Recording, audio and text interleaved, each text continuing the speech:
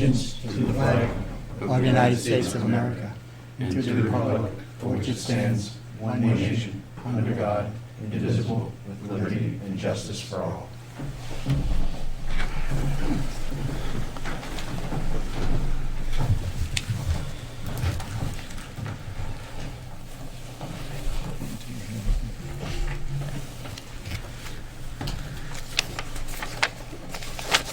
We'll have a moment of silence, and during a moment of silence, if we could remember the LaRossi family, who just lost a son tragically in New Hampshire, and also a reminder that today is Pearl Harbor Day, and if we can remember everyone who was affected by Pearl Harbor.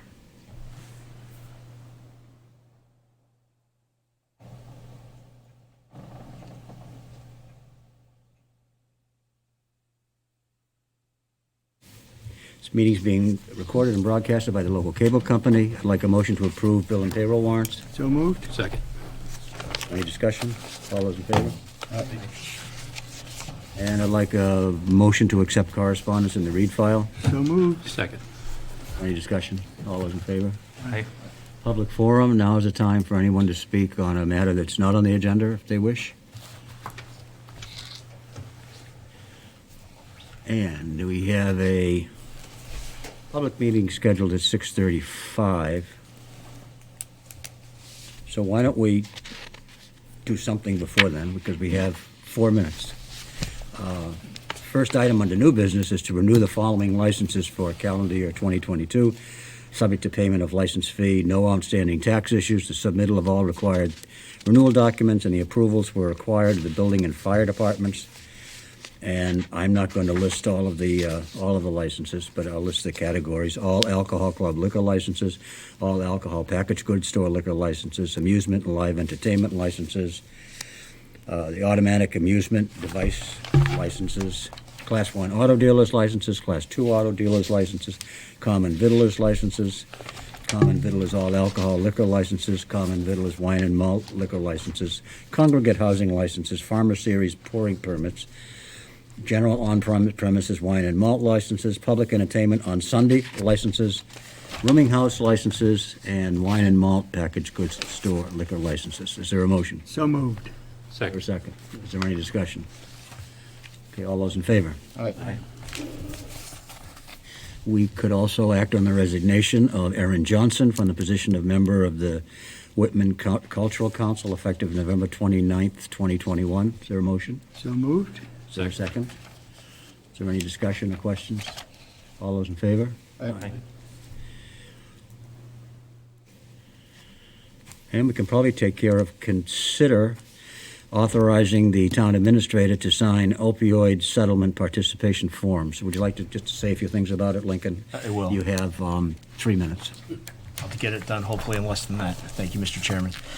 So we heard within the last 2 weeks from the State Attorney General's office. As folks may know from the news, there are several large national federal court cases regarding against both prescription opioid manufacturers and distributors. In those cases, municipalities and state governments may participate. The State Attorney General of Massachusetts has decided to participate, and within the last 2 weeks has solicited the participation of municipalities against one manufacturer and 2 distributors of prescription opioids. And so what is before you, and they request information by January 2nd, the State Attorney General's office, on whether or not the town of Whitman would like to participate in that piece of it. That is to say, the piece that is under the jurisdiction of the State Attorney General's office. The board should know, I think all the members of the board may know this already, the town is also involved, has previously decided to be involved in opioid litigation against manufacturers, distributors, within a law firm called Sweeney Merrigan. That is also part of this same lawsuit. And in addition, we would have indirectly some financial participation through our health insurance provider, our group health insurance purchasing group, Mayflower Municipal Health Group.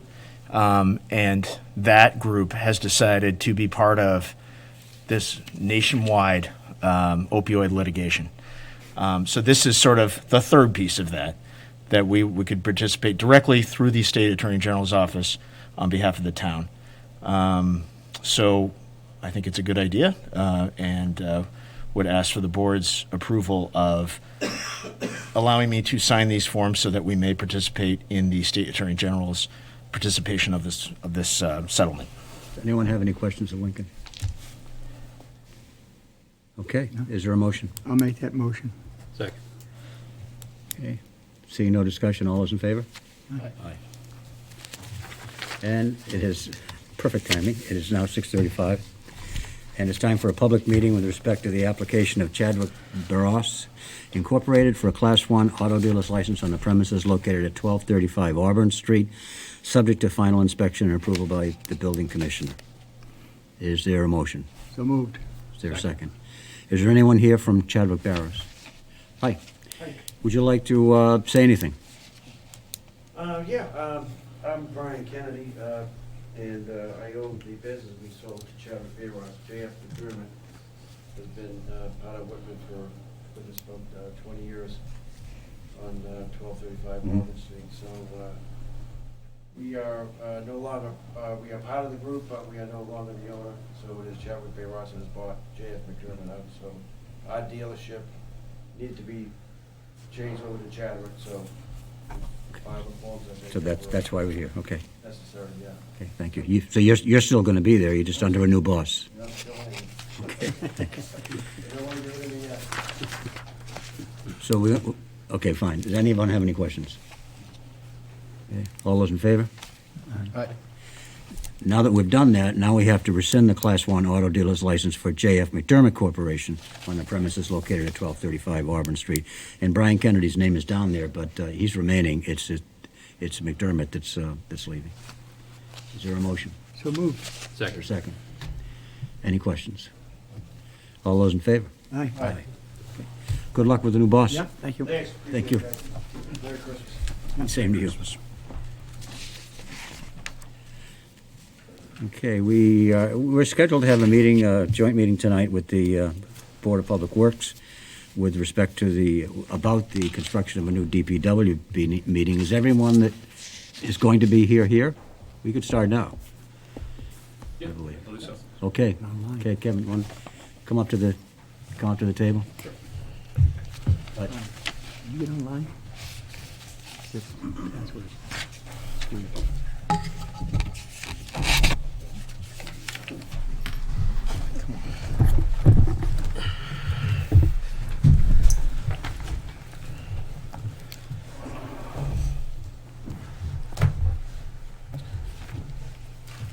Okay, Kevin, do you and Lincoln want to do an introduction to what we're talking about? Yeah. I can do a very brief, and then Kevin, you may have an introduction as well. So, as the board has discussed at previous meetings and is aware, there's been an effort to figure out what to do with our dilapidated DPW barn on Essex Street for several years. The Board of Public Works Commissioners has worked with environmental partners. Ziad is here from environmental partners over the last, I don't know, I'm not sure how long. It's been about 7 months. 7 months, to come up with a tentative plan, design schematics for what a new building might look like. As the board may recall, town meeting had appropriated monies for that very purpose. So that plan is before the town. That those preliminary drawings. I know Ziad wants to make a presentation, I think in part on what is in those drawings. I think from my perspective, the purpose of having the joint meeting is to make sure that the stakeholders involved, the Board of Public Works Commissioners, the Board of Selectmen, can come to consensus if possible, or regardless, come to some decisions about the steps forward and the methodology forward in if and how and during and what timing and what sequencing to bring forth an attempt to build this building. So, or determine, you know, what the future is for the public works functions. So that's my introduction. Kevin? Okay. Yep. Well, appreciate the time, you know, that we have this time to talk about this. It's something very important to the DPW. What I'd like to do is have Ziad from Environmental Partners kind of go through his presentation. He'll go through the kind of the concept where we're at and some estimates of cost and things like that. And then I'd just like to follow up with, you know, some of our decisions as a board, what we've talked about and how we would like to see the project, and then we can open up to open discussion and questions from there. Thanks, Kevin. Ziad Carey with Environmental Partners Group. Just brief, today we'll cover the background, subsurface exploration, which we didn't do for the building. We'll talk about, we engaged an architect, we did a schematic design. We'll show some sections and elevations. We'll show some rendering a little bit and opinion probable cost and the next steps moving forward. So we started this process a few months ago, and the town already had hired a geotechnical investigation person who did some borings. The site is really not suitable for typical foundations, so he came up with ram aggregate piers. This is what he recommended. Just because the site previously I think there's a previous transfer station, could have been some unsuitable there buried. So he thought the best course of action would be to install stone columns, get them down to competent subgrade, and there's a cost associated with that, which we included in the cost estimate, but we didn't really do any subsurface exploration ourselves. This is a schematic design, basically ground floor plan based on discussions with the DPW and the commissioners, and this is what was agreed upon ultimately. It has the garage bays, the maintenance equipment, and maintenance bays. This up here is the wash bay station, and a bunch of different stations up here with a mezzanine right above them. This is a drive-through, so you come in from the road, you drive through these garages, and you exit on the other side.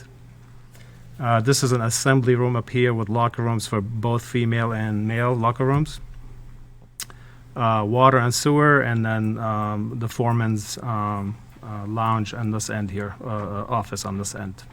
So this is really what was discussed. We did a couple different iterations, and with Dennis and Bruce, with the architect, we came up with this final concept. The layout, this is basically the site plan. We didn't really do any survey. There's some utilities that would have to be relocated that exist beneath the existing building. So the existing building would have to be demoed. Really nothing will be salvaged out of it.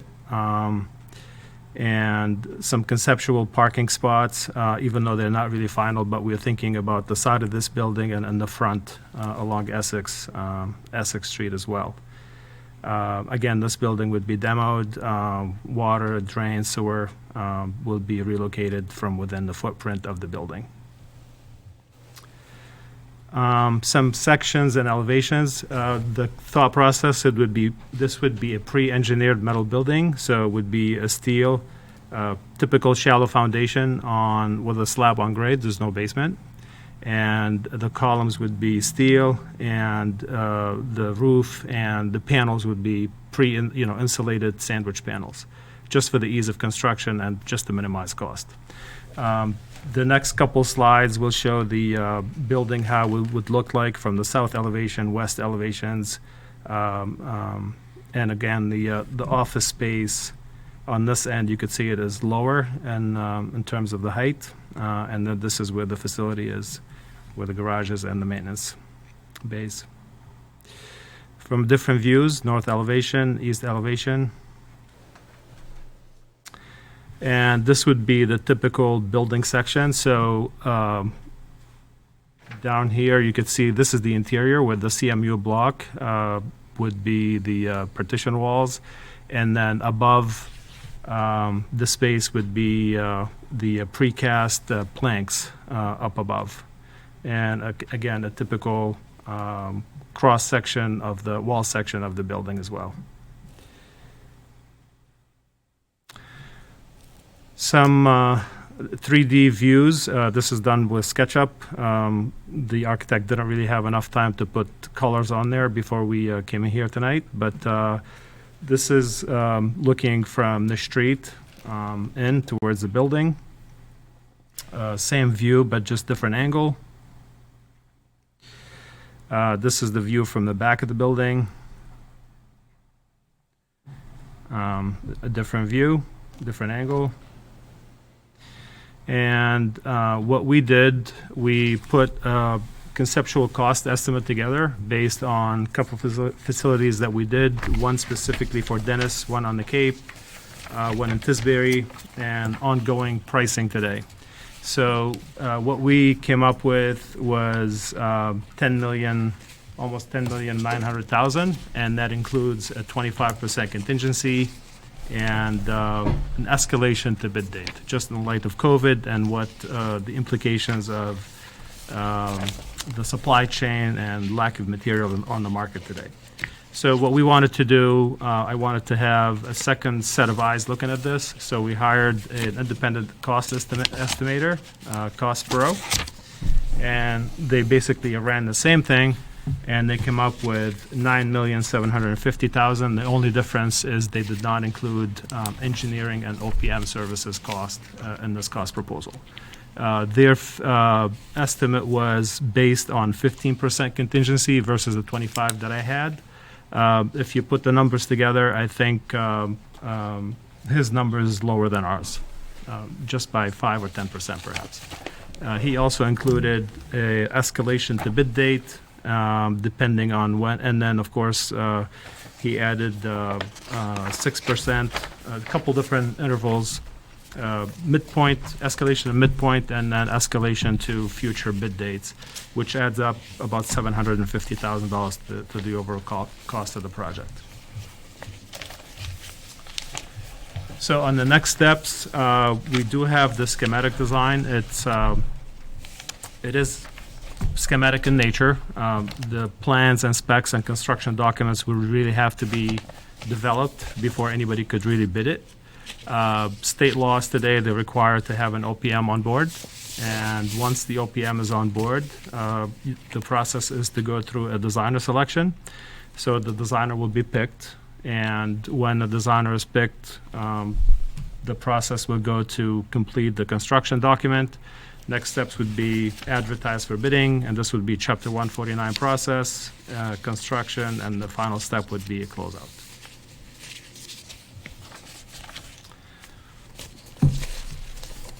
Okay. Thanks, Ziad. So again, I want to just, like, everyone knows the history, but I was going back through some of my records, and this whole process started in 2008. Was the original feasibility study done on the buildings, which are still currently there.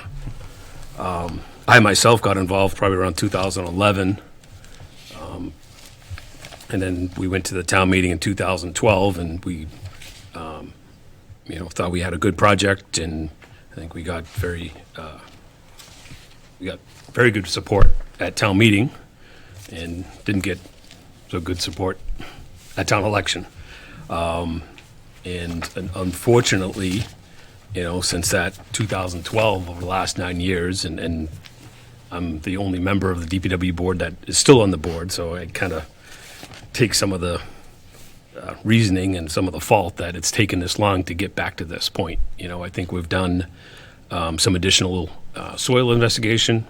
Like Ziad had mentioned, we've got some appropriation 2015-16 to really hopefully get information on the biggest unknown, which is what is in the ground. So we have that information. We have some good information, test pits and borings and things like that.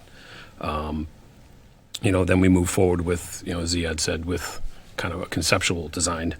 And just over the last 3 or 4 years, unfortunately, just things keep getting in front of it, whether it was some water line work, the Route 18 work, of course, the sewer force main, which everybody knows about. And unfortunately, the building just kept getting pushed. And I just don't, we just can't push it anymore. I mean, the building hasn't gotten any better. It's gotten a lot worse.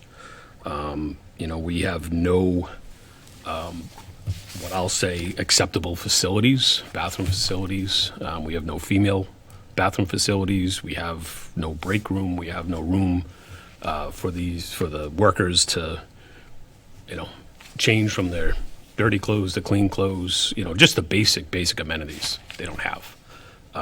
You know, so at a minimum, we need that. You know, mechanics, space, we have, you know, millions of dollars worth of equipment.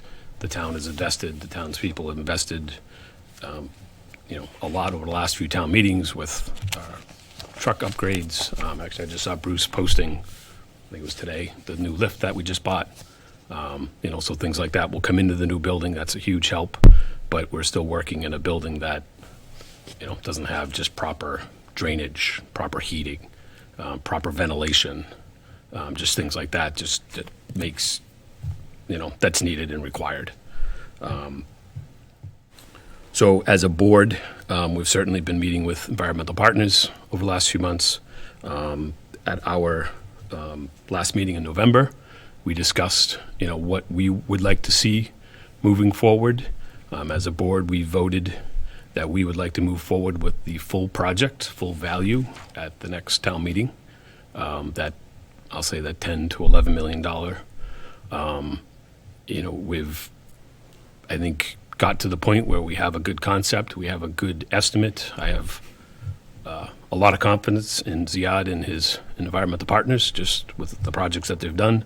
We have a secondary estimate that's in the same ballpark, and I think we just need to move this forward. And as a board, we need to move this, we feel we need to move this forward, and just, any delays is only gonna cost more, and we just wanna kinda get this moving forward, so. Right, we need to move it, and we need to move it forward in a way that's going to have the town vote for it. So, Absolutely. Has there been any discussion of the strategy to deal with that? Well, I think lessons learned for myself, we got to get it out there sooner, earlier. That's why I wanted to make sure we had this meeting, you know, before the holidays and not even wait till after the first of the year, because May will be here very quickly. You know, I think there's a lot more opportunity and availability, whether it's, you know, Whitman Pride page or social medias that, yeah, they were around, I'll say in 2012, but probably not as popular. You know, we've all seen the, you know, comments about trash and things like that that Yeah. everybody knows, and I think we have that When is ability. my trash going to be picked up? Sorry, Bruce. Social media can work both ways, though. That's the, It can, and you know, I'll go back when I first got to town, we were, you know, my wife and I were involved with the high school, and it's always, well, the more you put out there, the more people may come against you, and but I just think we have to get the information out there. You know, I know last time we did some open houses and invited people over to come see the place so they can see it firsthand. You know, we'll, you know, every worker, you know, there's a lot of the guys are here tonight. I think we just have to push it more and often, whether, you know, I have no problem doing a weekly article in the Express and you know, get on cable channel or whatever I need to do to push this, because I think that's a lot of it. You know, the people that saw it and understood it at the town meeting at last time voted for it. I went back and found it, we were 227 to 6. yeah, and Town meeting. and it should be certainly more understandable now, this many years later. Right. And So, you know, there's probably, there aren't many people that have the opinion that we don't need a new building. We just have to make sure that we manage the rolling out the ask intelligently enough so that it gets passed by the voters, yeah. Does anyone else want to say anything about? Yeah, if I could? Yeah. Thank you. I happen to be on the building committee when we were looking at the first one many years ago. And this, you're just talking about the green building in front, right? correct. Right. What about the metal building that's in back? Any plans for that? Not in this phase or Right, nothing. because many years ago, when we were pushing for the new one, both buildings were gonna be done for less than what we're asking for this one. So time does not save us money, it costs us money. It's that simple. We were in need of it 15, I don't know, what, 10, 12 years ago, when we were looking to get it done, and the building that we were looking to get done many years ago was a little bit different than what we have here. It needs to get, there's no ifs, ands, or buts. I mean, I think that if OSHA took a look at what we had and what we're working with, they may close it right down. That's an issue. And, because it's not safe for the employees. I know you got the new lift, truck lift. You don't have to, the guys didn't climb under it like they used to with the snow falling all over them, trying to fix something or change the oil or whatever. But I looked at that lift. That will hold a big truck. I looked at it and I'm saying, I don't know if I want to get under there, I'm certainly sure it's, capable of getting used to, but we've done the research. We went Yeah. to a military garage. They had a huge military truck on the lift. They demoed it. yeah. It's popular with the U.S. government and their military.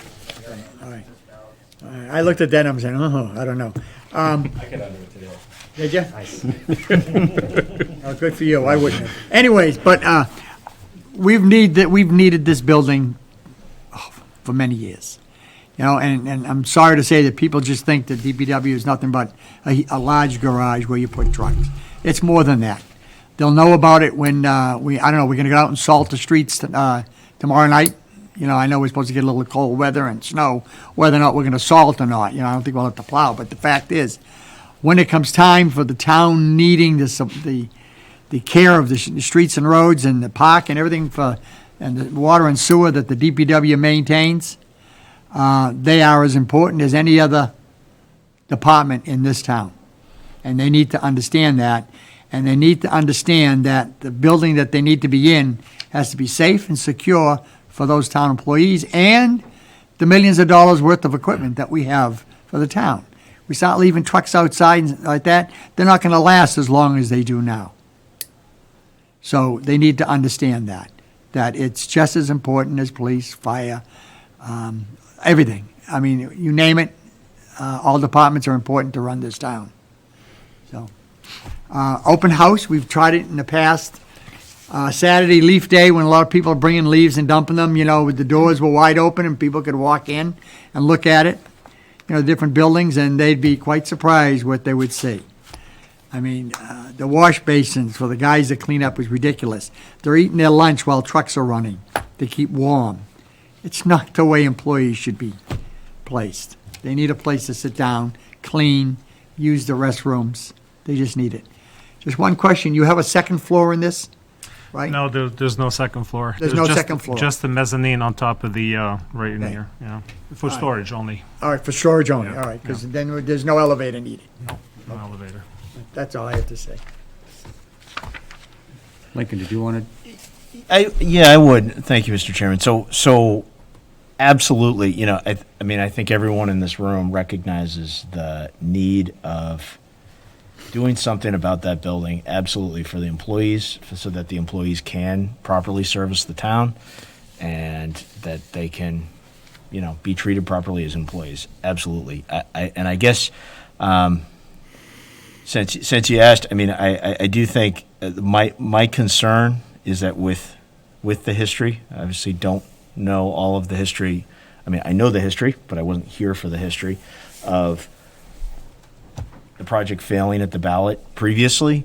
My concern seems to me, coming from a semi-outsider perspective at this point, is having it pass at town meeting and the necessary debt exclusion not passing on the ballot with some of that history. And frankly, especially after the sewer rates on the first bill, that the sewer rates will be going up 50%, necessarily so to begin to pay for the necessary force main. Those bills are due in April. 1 month before, under the current scenario, a ballot initiative would be proposed. So that would be my concern. So I would I think it would be important to consider another alternative of moving the project forward, namely attempting at a special town meeting or before May or at annual town meeting, an appropriation to come up with shovel-ready plans. So typically, and you know, and Ziad certainly has experience with this, as do several folks in this room, but appropriating approximately 10% of the overall expected construction costs, doing that with a two-thirds vote, and a two-thirds vote would be required if the capital stabilization funds were to be used towards that approximately $1.1 million, 10% of approximately $11 million. That would provide some time to get shovel-ready documents, to go out and get bids for those documents, and then come back and attempt a debt exclusion override, so that the voters would have a very clear, crystal clear architectural plans to look at, to know exactly what this building would look like. And it seems to me like that might increase the chances of success for this needed building. And I think the other thing the board may want to consider, that both boards may want to consider, is the possibility of having a Department of Public Works building committee. There's a middle school building committee. We've had a high school building committee in the past, as everyone knows, I think, in this room. But that would, but for the duration of the project, I think that might be an important thing to consider establishing. And finally, perhaps that committee, I know there's been discussions in the past about, obviously that is an inadequate building, but I know there's been discussions in the past about perhaps not necessarily building a new building there. I think most folks, know that may well be the place for a new building. Clearly, the building there is inadequate. But I know there's been some discussion in the past about possibly making an offer on another appropriate building in town. And certainly that building committee, even if it's a very quick process, to identify that, yes, a new building there is the desired process. At least there's a process, a building committee process to determine yes, this is the best place, and here is how we want to get architectural drawings. So that's my 2 cents about the best chances of success in getting the necessary new building. What does your plan do to the ultimate final day when they can walk into a new building? How would that timeline change? If there was, for example, a special town meeting in early February, if we did what you think we ought to do, how far back would that, if it would, how far back would that put the opening of the new building? Final I would construction expect- and people walking in? I would expect about 6 months. 6 months? Now, has this idea been brought up to you guys? Yes. It has. Yes. Yeah, so You've discussed- Licken and myself with the Okay. the superintendents, we Okay. discussed it, and that was part of our discussion Okay. at our meeting in November Right. with the board, and we did discuss that. And what's your response to the proposal?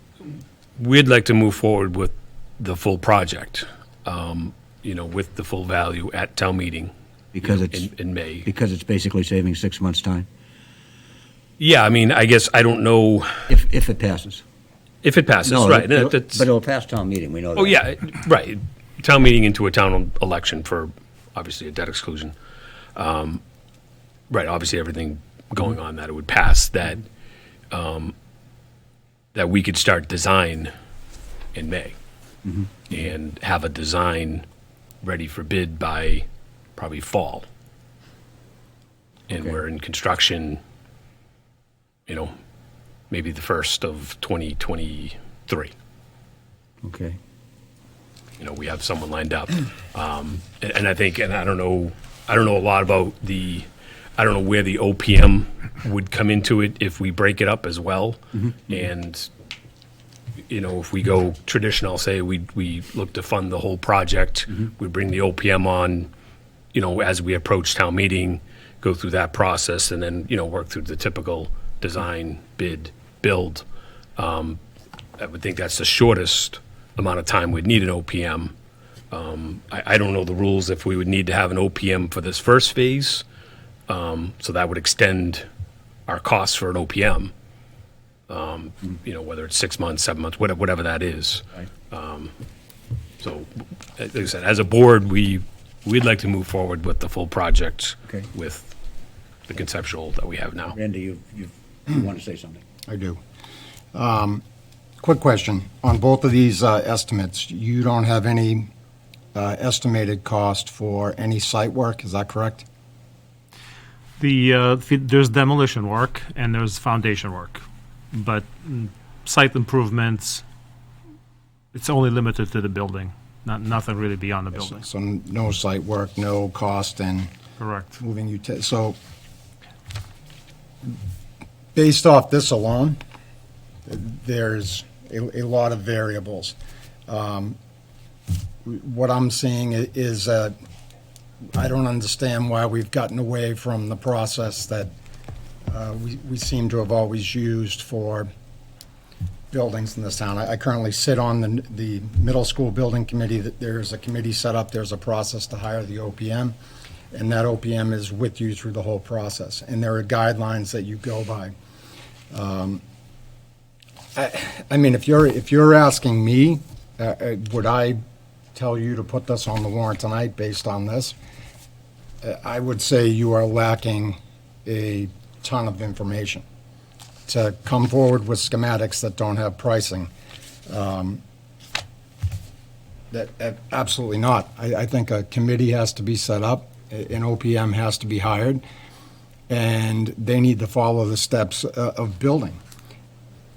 Dan, to your point, I don't think anyone on this board is arguing Right. the necessity of this building. I 100% stand behind it, but I think I don't think that you could answer all the questions I have tonight on this building, as far as cost and what we're putting forward. It just hasn't been discovered yet. We haven't gone, I would say, jumped through the right hoops. And that's why you hire an OPM, to guide you through the architectural process, to have somebody on staff, and that's a whole bid process that you have to follow. It's not like you can just go out and pick your OPM. I mean, you have to advertise for that. I mean, we're going through it right now, and it's a process. And I put myself in the shoes that if this is where the school was at and was presenting me with this, I'd be telling them, no, you haven't done enough work here. At the time you're ready to build, these boxes, I don't think have zeros in them. I think they have realistic estimates, which you don't have here. I like Lincoln's plan. I think we get a taste of where the public is on this, which is something I wish we had for the middle school. We really don't have that. And we get to do things right, that we know the number that we're taking to the town is going to be the number that it's going to be. I would hate to dive into this and saying, oh, I mean, when we gave you the money for the feasibility study, it was a $3 to $4 million building. And now it's 11. And I don't even know how many of us have actually seen what we got for that at this point. I know there was test borings 3 years ago, and then no site work. You don't even have a survey plan done of where you can actually build it, right? We've laid out the building where we're going to build it, based off of the test bits and the soil borings that we did back in 16 and 17. So you have a stamped plan to where you can build it? Not a stamp plan. I mean, I'd say the estimate that's in front of you can still be, tweaked. I mean, that's why we're here in December, and, if we're looking at May, it's, 5-6 months away. We're looking to move this forward. The cost is in that range, I have. So raising the money for the OPM and raising the money for drawings isn't moving the plan forward enough, or it's just No, not moving it forward? it's moving it forward. It's the same fear, to be honest, that the $1 million is probably an easy, that goes through, and then we get to the same point, and that fails as well. You know, and, you know, I don't want to extend it for, you know, I guess, it's always going to have the potential that it's going to not get approved. You know, whether we've spent $1 million for a design and have it all 100%, or we have a conceptual design. But you need to go get a design you can build off of. Well, that would happen after. I mean, this wouldn't be. I mean, you know, it's no different than, you know. And then I'm probably kicking myself here, but that's what we had last time. You know, I think we had a good concept, we had a good building, we had a good plan. And what happened? I think it just people weren't aware of what we were trying to do. That's my honest opinion. You know, I think it's just the people that I could spend a half hour with, or, you know, were involved, that attended or watched a selectmen's meeting, or, you know, went down to the DPW or spoke with an employee or talked to the superintendents, knew what's going on. Yeah, we can't talk to everybody in town. You know, but the people that knew it, understood it, trying to, you know, knew what we were doing, what we wanted to accomplish, were for the project. So that, So for any project. Just to clarify in my head, so if we were opening the warrant tonight, you would want us to put on the warrant 11 million for you to build this? This is the information that we'd go with to be on the warrant. Is that what you're saying? That's our current estimate of the project. I'd like to add something if I could, just to comment on that part. And of course, I think we recognize there's probably still going to be questions and some back and forth, but some of the site work and things that we intended to self-perform with our own crews. So you know, it's a property we own. This is We're what. talking about kind of filling the same space. I'm sure we can get a plan stamped or registered if we need to. We're going to work with Bob Kern, obviously, for the proper permitting process. But as far as cost, utilities, I still have this at you know, home. yeah, the whole thing. paving and things like that, as we need to, we're going to let our own staff do it to keep the cost down that we're asking for. That was my understanding of that part. So we need to enter that into the field that, you know, by DPW, whatever. There's some cost here I for understand what- site preparation. Excuse me, can I understand what Lincoln is suggesting here? It's not to add $1.2 million to the project.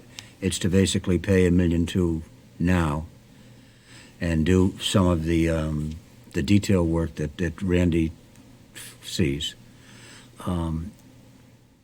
It uses money at the special town meeting, not money that you have to go to the voters for, correct? Correct. So that's actually reducing the cost to the voters. Well, and that's money from town meeting, but it's still making the final cost less. And what it's going to cost us is maybe 6 months? Yeah, I mean, Does it have- 6 months may be a little aggressive, right? I mean, like, maybe I'm being optimistic, right? It obviously, I guess it really depends on if, for example, a building committee was set up, how long would that building committee's work would go on? Would it want to just say, yes, this is the building we want to do, and we're going to work with an owner's project manager to get plans together? I think that should be a pretty expeditious process, maybe 6 months. However, if a building committee wanted to look at another site, right, or an existing building and consider purchasing an existing building if that was appropriate, I certainly think it may well take more than 6 months. Yeah, well, But I can see that pushing it. I can see Kevin's fear if that's a Understand the fear. That's a possibility. That means he has what he sees as a plan right here.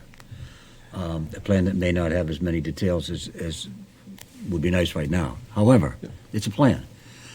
I think what he's probably fearing is that if there's a building committee set up, now you're sort of starting a whole new ballgame, and what these guys have done already with this, it goes by the boards. And I can understand that fear. And- I like the idea of paying for some of it now at a special town meeting. and therefore reducing the amount of a large bill later on that people would have to vote for. If I could briefly, which is just that, I think these two ideas can be divorced. I just sort of wanted to make sure there was sort of a little bit of a conversation about it. Certainly, that's something that I've heard from some stakeholders in town is, we consider this property or this property. And, maybe that's been fully vetted by the policymakers in town, that is to say this board and this board. And if it's sort of been decided on a policy level that, yes, this is the building we want to do, then you probably do cut out the building committee. And that idea could be divorced from the two-step process. And I guess the only other thing I would say about the two-step process is I think it's, in my mind, desirable because, yes, if it added 6 months or 8 months, some amount of time, the flip side of it not passing at a ballot initiative is much longer than 6 to 8 months. It's, I don't know how long, until a new plan comes back that might pass at a debt exclusion ballot. So, I think in my mind, it's not necessarily a decision between 6 months or 8 months. Part of the calculus has to be, would a debt exclusion ballot pass, right? And that is that's much longer than 6 to 8 months if it doesn't, right? That's all. Can I speak to one issue that they can put up, if I may? Different sites. We looked at that when the original time, going to different sites. One of the sites we're looking at is when, I think it was an AutoZone that was on Route 18. That was set way back. We were looking at that. But the development behind that, all the homeowners went nuts over that. They didn't want it. The DPW, where it is right now, it's been there forever. The office is right next door, so you wouldn't have to worry about building an office to go with the new building if it was on a different site. There's a lot, and there's a lot to be said about keeping it where it is now. And you'd be cleaning up the area a bit too. So I think even looking at another site, I don't know if that would be the process to go. Yeah, understood. And I'm not advocating necessarily looking for another site. I guess I'm really sort of asking, Yeah. from a policy direction, has it been decided absolutely yes, new building here? And if the policymakers decide that, then great, no point in looking at another site, right? So, Mr. Chairman? Yeah, Dan, I was going to say the same thing. Yeah, it was the auto lines, and we looked at that, and the building itself was the same size as the building we were looking to build, but we didn't have the space outside of the building. We'd still have to operate Essex Street as a facility, Right. as a place to dump the dirt and the leaves, and that would just be, I think, problematic to the operation of the DPW. There was also even concerns of just entering and exiting on Route 18. I'll say I'm all for if we want to set up a building committee. Like I said, myself personally, and I'm sure I'll speak for the board, we just want to move this forward. Like I said, Yeah, my concern might be the same as yours, but in setting up a committee, committees spend a lot of time talking and sometimes not a lot of time doing. And, it's like boards. And I don't want to push this down the road too much. I really I understand that, and I think even thinking about going to different sites now at this time doesn't make sense to me. When we have a site, we have something that looks pretty good. What we have to do is nail down the details on that. I think hiring an OPM becomes part of that 1.2. I would agree. You're going to need one anyway. Right. That's up there on that line. Yep. So if we were to do that and to split it out into special town meeting early in the new year, that's to me could be viewed as a step towards getting it done, rather than a step towards putting it off. As long as it because you've got some of the money, you've got 10% of the money already in hand and already spent. Might be maybe it's more difficult for the townspeople to turn down a debt exclusion when they see that they've already invested some money in it. Just as long as it doesn't, I don't want to see you guys in that building for much longer. I don't think it's 6 of one and half a dozen of the other. I think we might be able to do Lincoln's plan efficiently enough so that that final date, when you open up the door, is not far away, or as far away as it can be. It's only my thinking. I'm not a building construction guy, Sorry, is it Denny? Is it me or is it? I was just gonna say, I think when we were on the board, we were discussing it, we didn't wanna put money out there that all of a sudden, 12 years later, that money was spent, and Yeah. we did nothing with it. Uh-huh, When yeah, we go to a I vote. get When you it spend too. that money, and then, to me, I don't wanna spend any money, if it's gonna be a waste, and that plan's not good 10 years, 8 years down the road. So that's, I think, that, just to settle what we were talking about. Yeah, Matt. okay. On the other hand, how much, for a new committee, I'm fine with that too, just getting the people who are gonna be interested in that committee. I know the school, there's a lot of people in the school, we're already short on the board, so Right. finding a building committee as well may be difficult, so, but I'm on board with that, if you think that's the way to go, and any way to get it done, I'm on board with myself, so I just think it needs to go forward, and we're trying to get somewhere. Yeah. Randy? I'm pretty adamant about setting up a building committee. I think you get different perspectives on it. You get some people watching out for certain things that other people may not. And I think we look at the police station, there was a building committee for that, there's a building committee for the new middle school.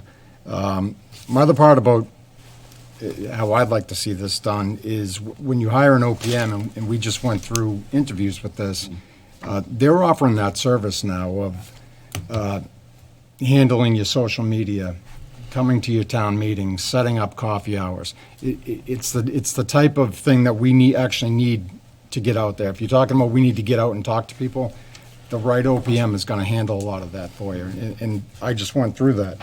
And some of these companies are great. And I think then we also, under Lincoln's plan, when you come to town meeting, you're not coming with a plan that people can really poke a lot of holes in if you go that route. And you also have that, telling people, look, we had buy-in, we've already spent money, there's another solid plan. You had your OPM company working with you, you dotted all the i's, you crossed all the t's.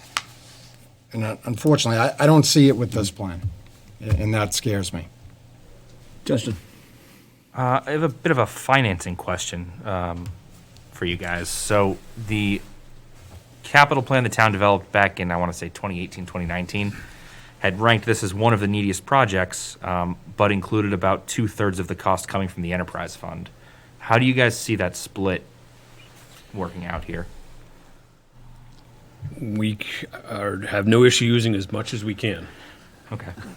to maintain a fund that the board feels is sufficient to, I think our biggest wild card hopefully will start getting replaced in the next couple months. We've talked, yes, we will use the enterprise account. I think a lot of things with the funding, with the sewer force main and some ARPA money and things like that, a lot of those numbers are still, we don't know. But yeah, absolutely, the board is in favor of using that. Okay. That'll hopefully make the vote down the road a little easier to swallow, knowing that some of the money will be coming from rates, not necessarily Right. override. And- It still comes from the taxpayers, I mean, but that- it is what it is. I think that's the biggest, that's gonna be the biggest question is how Yeah. does it affect me? You know what I mean? It's gonna affect the people, unfortunately, and then, whether it's your water rate or tax rate or, unfortunately, we have to do it. Yeah. Right. You know, Conceptually, I love this plan. I think it's wonderful. I wish we could snap our fingers and have that tomorrow. Nobody deserves it more than employees of that department. We've constantly, I've been here 18 years, and we've been kicking that can since I got here. And we have to find a way to do this. I agree with Randy as far as the zeros, because we're setting ourselves up for failure, because they're gonna poke holes in this plan, and they're gonna tear it to shreds, even though I'm sure it's, exact the way it should be, but the devil is in the details. And we have to do our due diligence so it doesn't fail again. And I think if we go full bore right into this, we're gonna set ourselves up for failure. And if we go with the plan that you're suggesting, I think it has a much better chance of passing. And, if we lose a few months, I think when it's all said and done, that we got it done, the employees are gonna be thankful that we took that route. And that was my next question, it's about the enterprise funds. So I think we have to devote all of our energies into doing whatever it takes to get this done. Because with the rates going up, the school imminent, hovering around us, and the fact that the economy is, while it's booming, the inflation is, I heard today, it might be going like this for another 3 years. So we have to be very careful that we don't tax our people out of town. So we have to be very careful, do it the right way, I think, and your plan does that, I think. Is there, what's the sense of the commission? I just want to comment subtly. I think I agree that having, if committee would help, let's do it. But the factors in raising it into it, I was concerned with.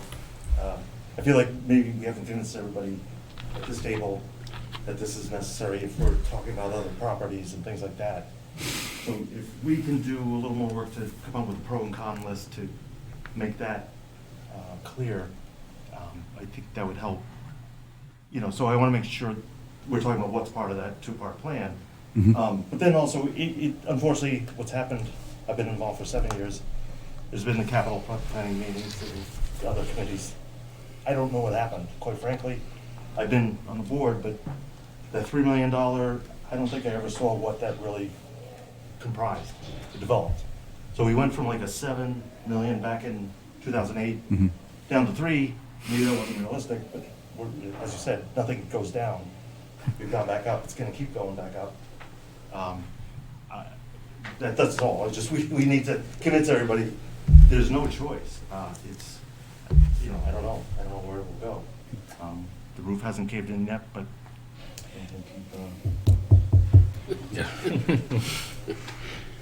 Okay, so this steps one through 3 of what you had proposed, it sounds like this group is moving towards adopting that two-stage process as long as it can guarantee that the voters are going to vote for a debt exclusion at the end, and as long as it doesn't take forever.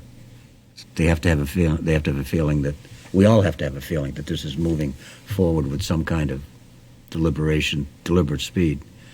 So the steps would be a special town meeting in January, perhaps. Special town meeting that would have on it would be whatever it costs to do the initial, that 1.2 million.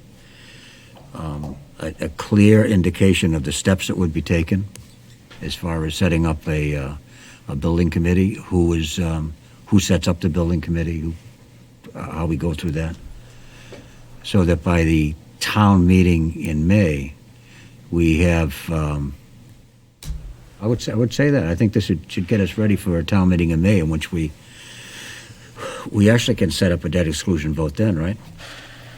Yeah. Wouldn't that happen? That might be tight to get a full OPM design.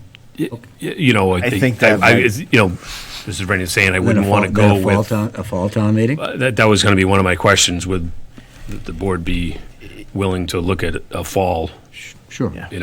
Hanson does it all the time. Because I think that, in the time frame, just, some of the information that Ziad's helped us with, that, you're probably talking a 6 to 7 months. So the first step would be setting up a special town meeting in January. Okay. And then we can think about a town meeting in the fall. That would be the one that you wanted in the spring. So we'd be putting that off for 3 months.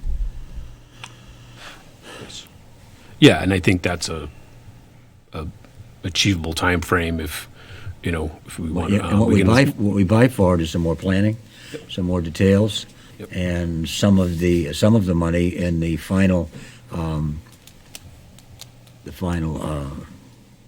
override kind of thing. Cutting some money off of that. 10%. May I ask, Mr. Chairman, because I imagine perhaps Ziad probably may have the most experience of anyone in this room as far as the number of similar projects you've gone through, is from January, say, to whatever the fall town meeting is, say October, November, is that a realistic time frame to have a committee go get an OPM and get architectural plans in place for a debt exclusion in October, November? Could be a little bit tight. Simply because not just an architect, you have to have mechanical, electrical, plumbing, and all the trades. The quickest thing perhaps is to have the OPM on board. If you establish your committee, you could just put an RFQ out there and have an OPM within a month. And then you go through designer selection. The design for a building of this magnitude, you're probably looking at 5 to 6 months just to design it and then have it construction ready. So.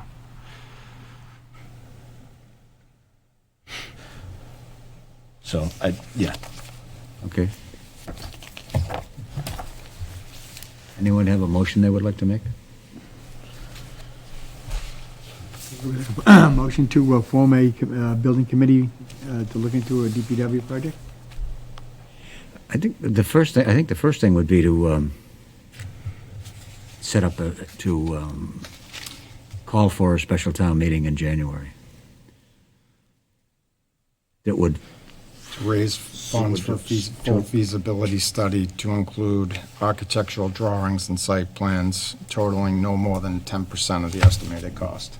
And does that involve enlisting an OPM? Yes. It does. So that part of it's done. Okay. So what he said, I'll second. Okay, so he made the motion, you didn't, and he's seconding it. That's fine. Okay, is there any discussion? What do you guys think? I want you people to go out of here feeling all right. No, I think we're moving it forward. I appreciate, all the comments, and I think we all agree we need it. We want to do it the right way. We want to get a building that works.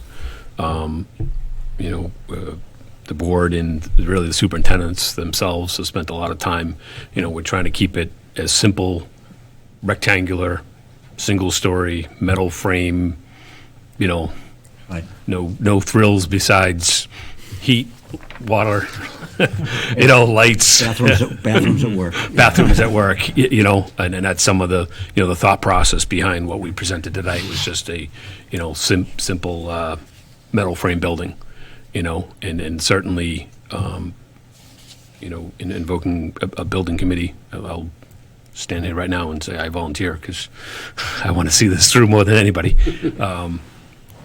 And we can share all that information and I would hope that the committee that's formed would see what the DPW board and the superintendents and working with environmental partners, what we've developed over the last year and a half, that we think we have the best plan to move it forward. Okay, so I can see two things happening tonight. We'll vote on this, okay? And then we open up the warrant. And I think also I think the next step is the next step that needs to be done quickly is to get a building committee ready to help prepare for that town meeting and to sell this thing at the town meeting and to have done some work. Does that make sense? And that would be you guys would do that, I guess, right? Actually, Or would it go through the town administrator? What do you think? Yeah, because we'd be, so if you want me to, I'll make a recommendation that we establish a Public Works Building Committee. Okay, we'll wait on that until after we vote on the town.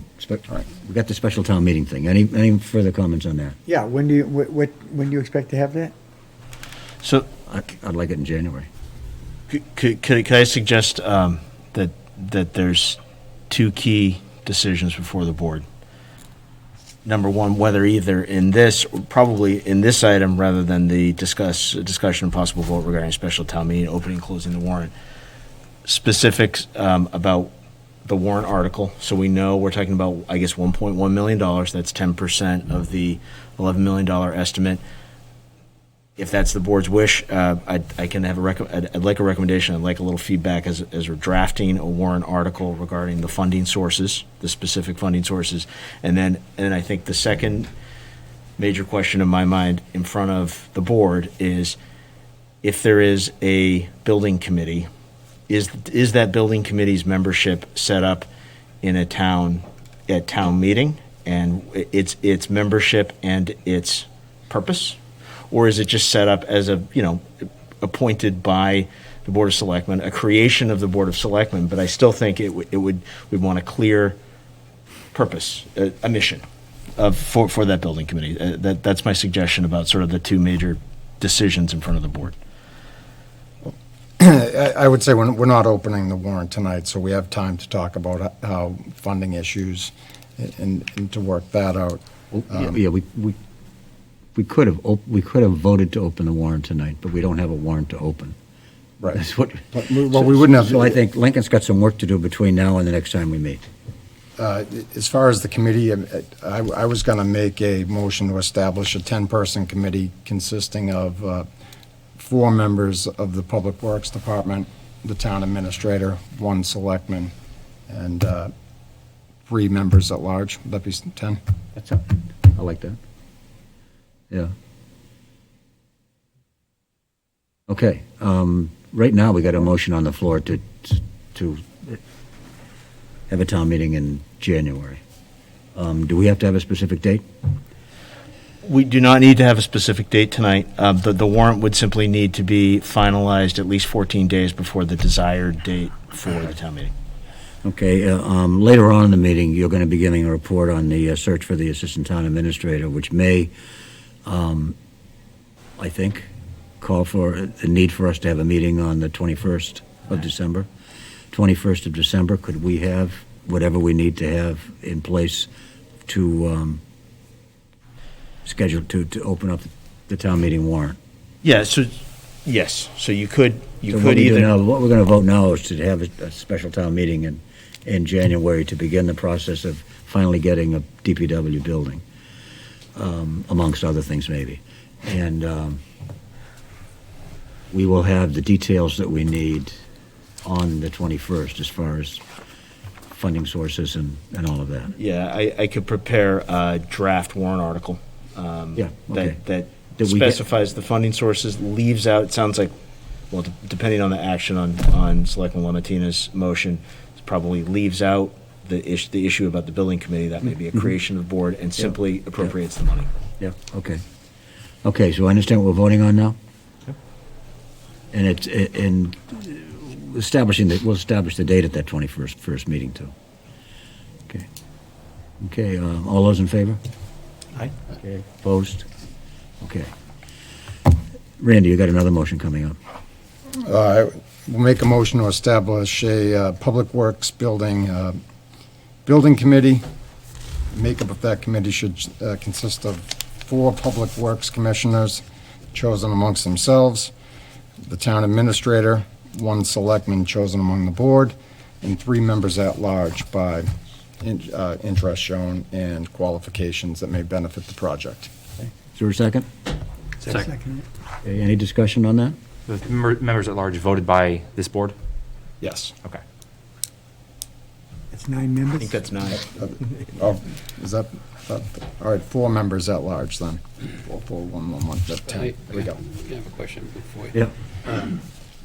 When you say DPW, you're talking about commissioners or employees? Or what do you mean by that? 4 members of the Public Works Commissioners. The commissioners? 'Cause- Their board should, oh, just like the Yeah. middle school building 'cause I committee. just might suggest that I think maybe some of the long tenured employees down there have some kind of an input, because they certainly know what they need and what they want.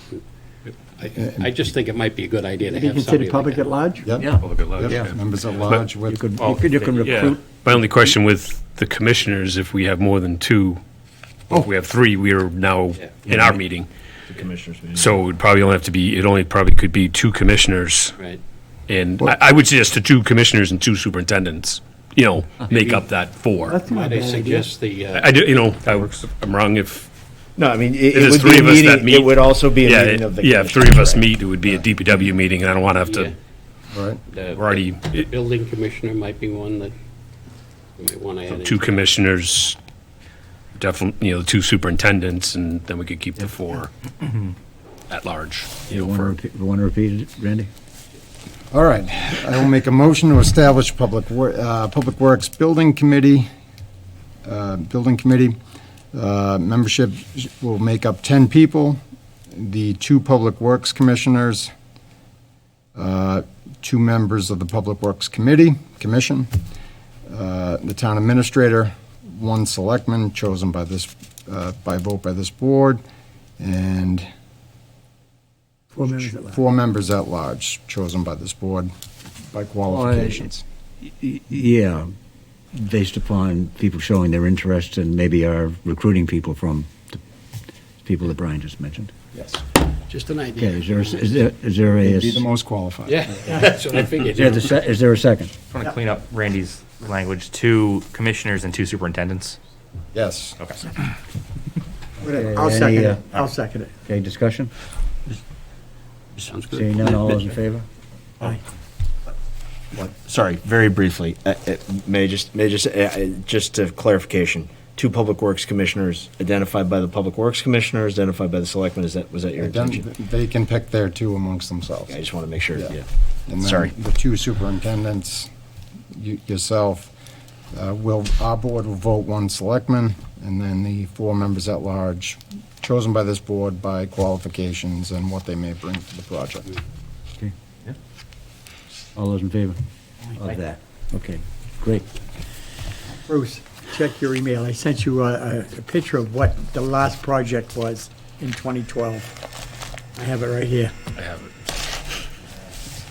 Okay.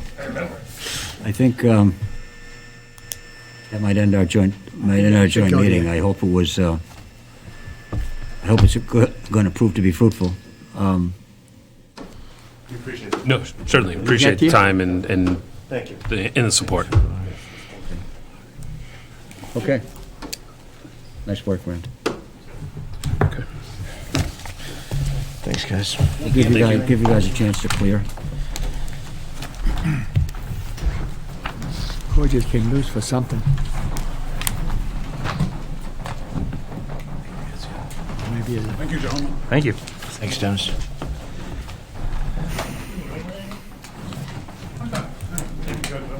Good night, Kevin. Thank you. See you, Bruce. Hey, Bruce.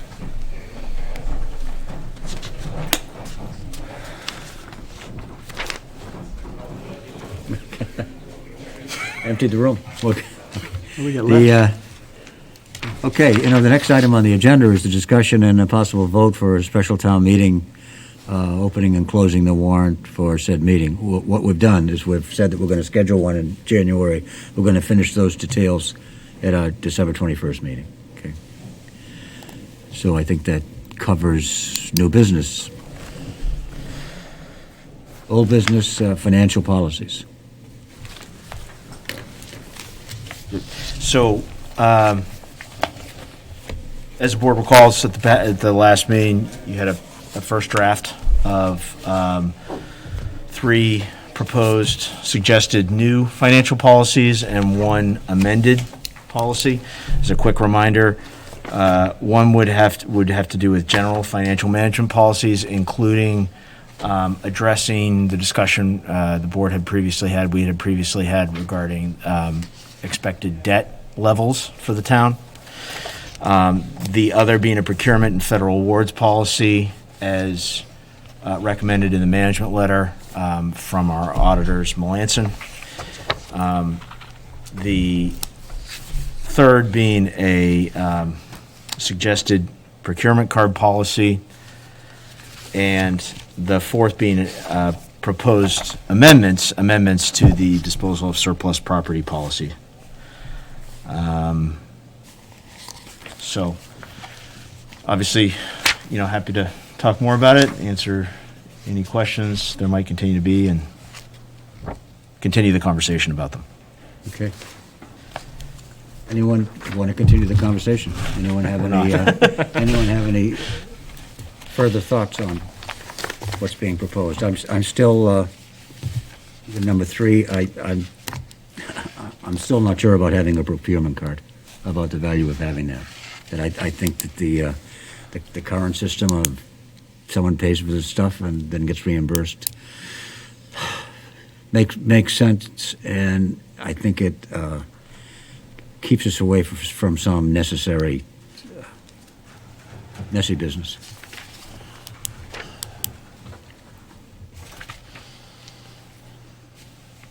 That's my thought. Yes. I guess I'll dip my toe into that one. I think, I understand where you're going on that. I completely agree with you. Already been there, yeah. Yeah, been there, done that, but why should you put your money out and then have to wait for us to pay you back? I have a little trouble with that, too. Why should you put your money up? I mean, should we have one that's for our office and you to use and the assistant, and everybody else has to come through you? It makes a little sense to me. It's not willy-nilly out there. I just find it, why should you have to put your money? You work hard for your money, why are you putting it out for the town of Whitman? I think we can pay for the small stuff like that, and it just seems to me it's the right thing. My understanding of the proposal, though, is to have a number of cards, right? No, the policy, the proposed policy in front of you would only be one card for the Okay. town. Through, and so going. Through the whoever Selectmen needs Town it Administrator's Goes Office. through them, and then it's less chance of any shenanigans, and that way he doesn't have to put money out of his own pocket and then get reimbursed. To me, I don't think that's right. If I may, I do think, the last time we talked about this, I think that same day we signed a reimbursement form for snacks and beverages that Lincoln had purchased for the strategic planning session we'd held over the weekend. And it just seemed like the perfect scenario for what we could have used a Exactly. town credit card for, rather than, That's right. I think waiting, 3 or 4 weeks to be reimbursed for. Not that it's a big deal, but it's the kind of process that we could streamline. And if there's not 10 cards out there, it makes it a lot easier to control, and it's almost like anybody needs something, they go through you or the assistant, and you go from there. And I think it saves steps, and I just don't think employees should have to go through that. It's just my personal opinion. Anybody else? Yeah, I do. Yeah. In the past, where people have gone someplace and, for the town, doing town business someplace, whether it was going out of state or whatever, they've kind of abused the cost. And when it came time for reimbursement, we had to talk to them about spending frivolously instead of, I think with a credit card, if we put a max on it per purchase, or we'll say, if we have one credit card and it's in your office and another department needs to get something or go someplace or whatever they need to use it for, then they come to you, they take the card and they go do what they have to do and they report, and then they return it. Correct. I think we need to have a maximum purchase of anything, nothing more than X amount. Yeah, If they're gonna fly someplace, it doesn't have to be first class, absolutely not. right? If they're gonna go out and eat, there's a max on what they can order. And there is in the personnel policy now, there is a limit on, first of all, I promise you, I am never going to sign something that's not the cheapest economy regarding meals. And I think it's probably unlikely that we may ever pay for a plane ticket. But at any rate, for meals that we do have in the personnel policy, some set limits, the limits that are governed by the Federal Governmental Services whatever, the GSA. And what I'd suggest is that perhaps that there is an overall card limit of a relatively low amount. That is to say, $2,500 or something. Here's why I'd say why. So, for example, Bruce is gone, but there are things that, it was just, he volunteered this to me today. There are things that occasionally, he said less than once a month, that they'll need on a quick basis, and the only place they can get it from, the only payment form that vendor would take is a credit card. You can set an overall purchase limit. The things that he's purchasing, I didn't ask him the dollar amount, but I suspect at times it may be $400 of whatever. Let's say sand, and he needed sand that day. I'm using that as an example. It's probably not a good example. So you could, of course, set a individual limit on individual purchase. You could set an individual card limit. You could set both, right? An individual overall limit. So, If the DPW needs to get parts or repair of a truck, they bring it to someplace to get it done. If a fire mechanic can't do it. I mean, it's gonna be a lot more, it can be a lot more than $400. well, that's kind of my point, is that I would suggest more of an overall card limit rather than a purchase limit. Yeah. But it's up to the board. Yeah, because I think, wasn't it last year we went over these new policies and guidelines because of past performance? And we Right. came up with these plans that, Yeah. that we put in that, and it was for good reason. So I think we have some guidance there already that we already went through. Right. Plus, most businesses right now want a credit card and not cash. They'd rather a credit card. For some reason, they don't want to handle cash. It's almost like something's wrong with it. Pardon my confusion, but when I see the policy that says the town of Whitman has contracted to provide credit cards called procurement cards, that said to me that number of procurement cards are going to be given out for people to use when they need to buy stuff for the town. And I did see the possibility of some that's- people going over. Yep. How do you have to then find out how you get to them, they have to pay it back, and blah, blah, blah, blah, blah. Yeah. Under that So scenario, you're right. And Well, under that scenario, that's the word, those are the words that I'm so reading. we need to change Well, the, and that's perhaps, that's the drafting process, I guess. So number one specifies just the town administrator, but you're right, But may I suggest that perhaps it could say, instead, the town of Whitman has contracted to provide a credit card called a procurement card. singular. Don't we have one now that Todd uses? No, Well, how does he go when he goes to Home Depot or something? we have a Home Depot specific card. Okay. Yeah, Well, yeah, maybe you can work on that. sure. Does that make sense to people?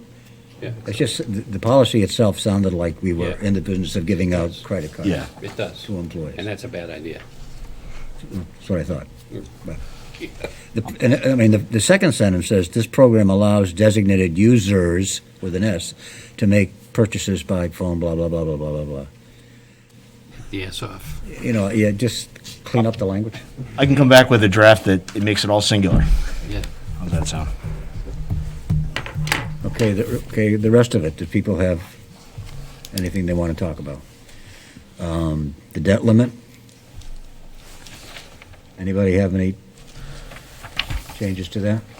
Or suggested changes? I did, maybe it was because I missed the last meeting, I'm sorry. So this came up the last meeting? Actually, it didn't. What came up were these, and I said we needed some time to talk about it. Or to think about it. And that's what we're doing now. I personally like the idea of travel not being on a card with somebody paying their own expenses and getting reimbursed. You like that?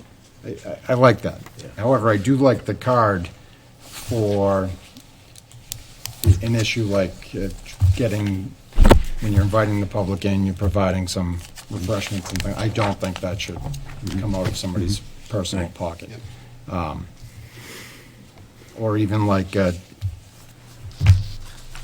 let's say we had to buy a mousetrap. Yeah, Hypothetical that's scenario. actually a true hypothetical Right. recently, but you know, yeah. I mean, I don't think we should, or flowers or something like that. On behalf of if we were sending something on behalf of the town, that, I don't know why it would need to be a lot of money. Yeah. If we were gonna give one card, but Well, $1,000, Lincoln's gonna clean that up and bring it back. to the next- $1,500 or something like that. What about the rest of this stuff? What about the debt limits? Anyone have a problem with that? Trying to move this along. Oh, hearing crickets. What about 100,000? procurement policies? Anyone have any suggestions as far as procurement policies are concerned?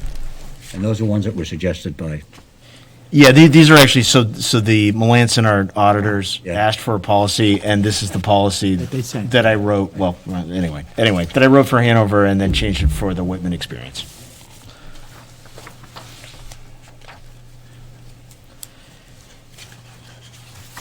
and the final thing that we needed to talk about was disposal of surplus property.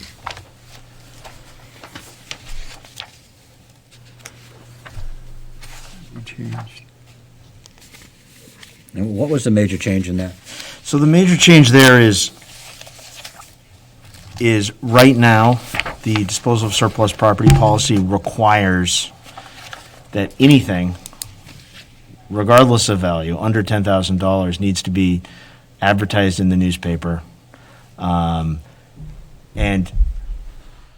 that's sort of the major piece there. And so, for example, the DPW does an excellent job of getting every single last piece of life out of the vehicles over there. But there's literally scrap metal. It's just scrap metal.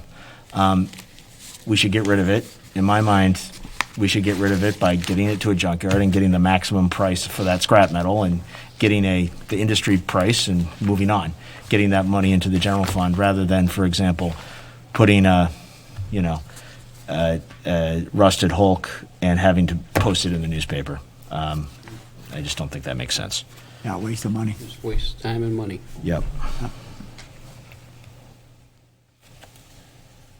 But then we have other vehicles, whether, say we're getting a new cruiser and we're trading one in or something like that. A lot of times if we have a new cruiser, we'll give it to somebody and whoever, good, like the building inspector and whatever he had, then we'll, Yeah, and That's worth so, something. and we frequently do that. So this wouldn't change any of that. So Right. if a vehicle was being handed to a different department, this doesn't have anything to do with that. This is just when the town as an entity is disposing of it, of whatever it is, a vehicle, an old computer, typically that's trash, garbage. and the you know? procurement officer would make the decision on whether or not that needs to go out, be advertised to go out or just scrapped. Right, so the CPO would document, would provide documentation on the determination of what the value is, and showing, here is how it was determined to be X, and then documenting the method by which it was disposed of. We still auction things off, chief? We still auction, like bikes and stuff? Do we still, remember we used to auction them off? Yeah, those are for free though, usually. Yeah. We just auction them off, just to give Yeah. everyone a shot.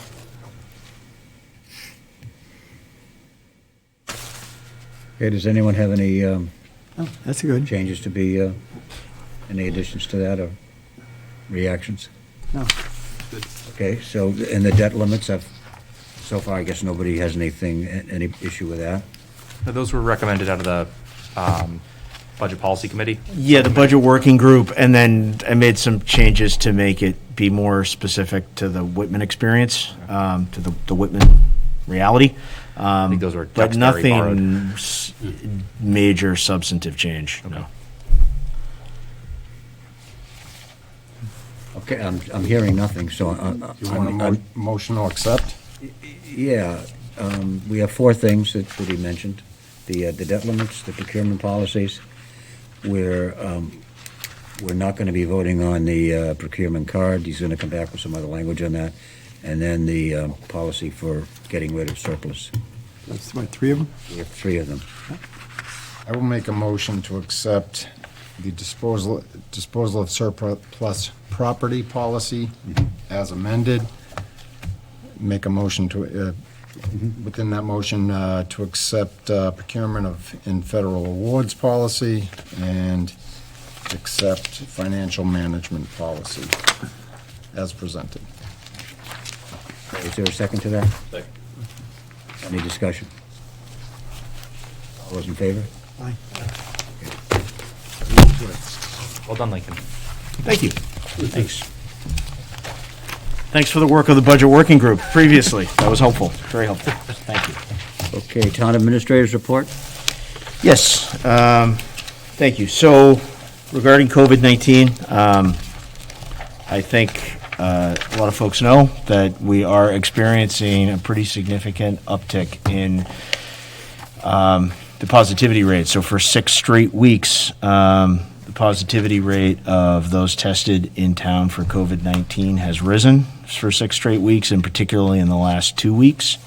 It's risen dramatically as compared with the previous 4.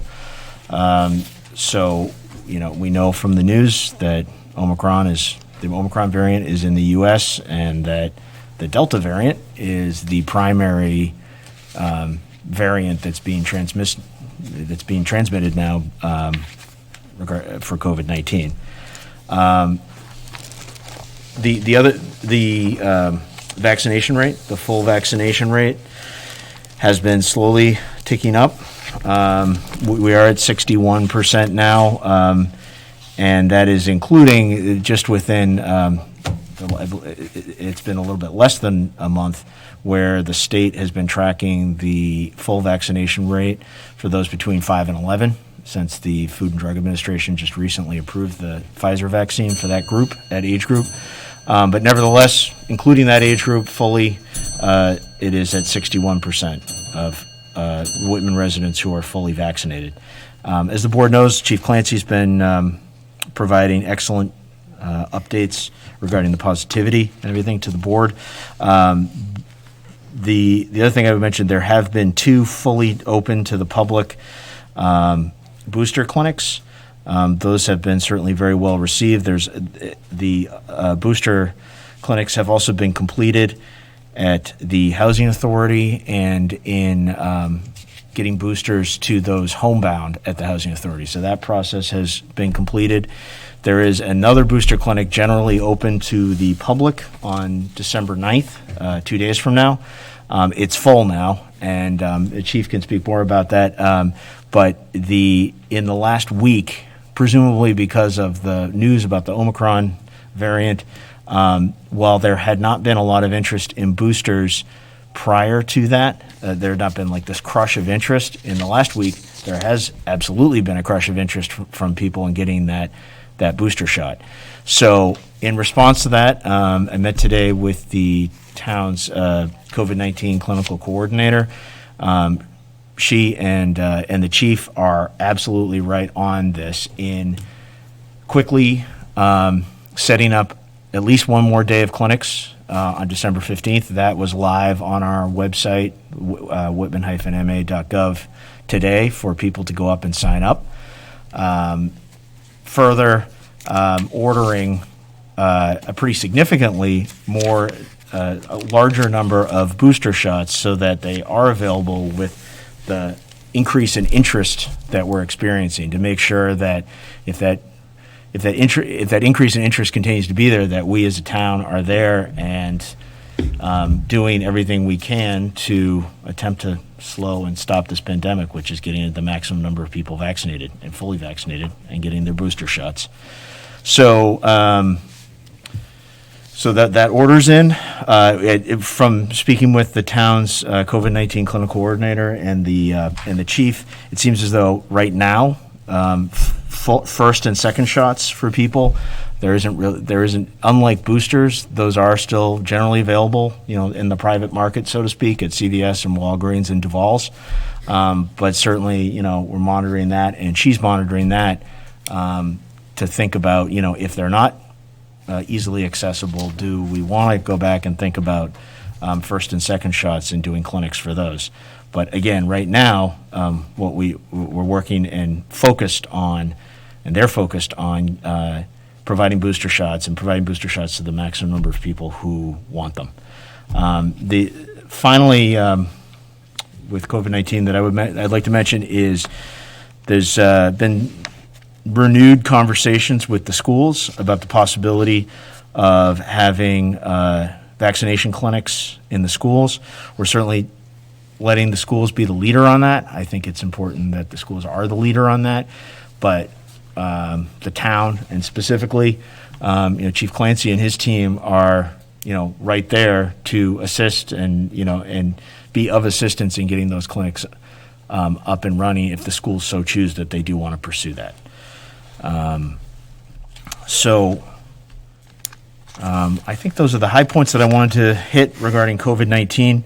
But again, it is absolutely the case that we're experiencing a significant increase in COVID-19 positivity rates. So, Okay, thank you. Any questions?